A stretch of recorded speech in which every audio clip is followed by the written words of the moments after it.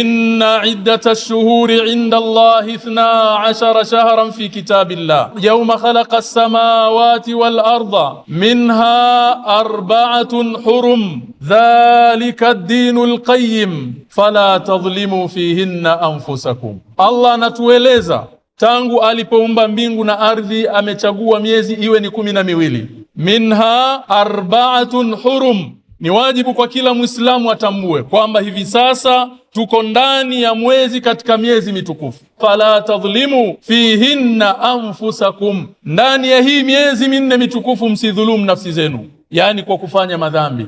Maana yake tujichunge na kumuasi Allah tabaraka wa taala. Mtume wetu Muhammad sallallahu alayhi wa alihi wasallam nadabana ametuhimiza, ametutaka tuutumie vizuri sana, tuupatie faida mwezi huu wa Muharram bil ikthari min al ibadati wat taat, kwa kukithirisha ibada, wa ala ra'siha as-siyam.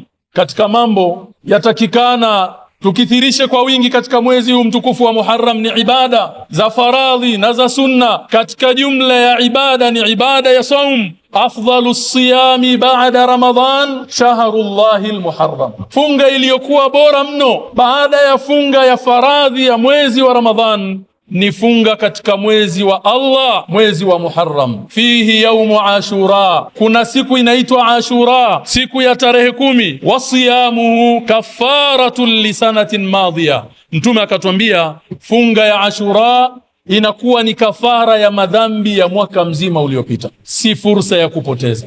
Shahrullahi al-Muharram yudhakiruna, mwezi wa Muharram unatukumbusha biwujubi muhasabati nafs. Muharram inatukumbusha ulazima, uwajibu wa kila mmoja katika sisi kuihesabu nafsi yake, wa inqidha'il a'mar, na kukatika kwa umri wetu. Fa anna aman kamilan min a'marina qad inqadha wa lan ya'uda ila qiyamis saa. Wakati tunapoianza Muharram, mwaka mpya wa Kiislamu, utukumbushe kwamba kuna mwaka mzima umekatika katika umri wetu. Mwezi wa Muharram utukumbushe kwamba kuna matendo ya mwaka mzima yamekunjwa, yamepelekwa kwa Allah tabaraka wa taala. Lakini swali la msingi ni aina gani ya matendo yako yaliyopelekwa kwa Allah tabaraka wa taala? Yudhakiruna bidharurati alwuqufi ma'a an-nafs, ulazima wa kila mmoja kuikagua nafsi yake, akaiuliza maswali magumu. Iulize nafsi yako maswali magumu. Madha qaddamta li akhiratik,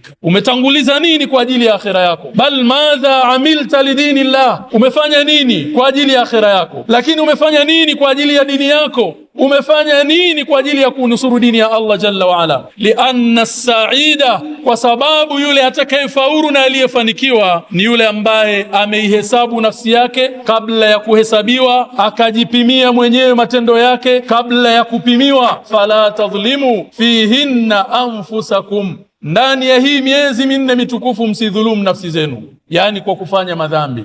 Chukua tahadhari na dini yako Muislamu, usiwe ni imma ukawa ni bendera unakwenda tu unafuata mkumbo. Baadhi ya afkari zinakutoa katika Uislamu. Nasallallahu salamata al afia.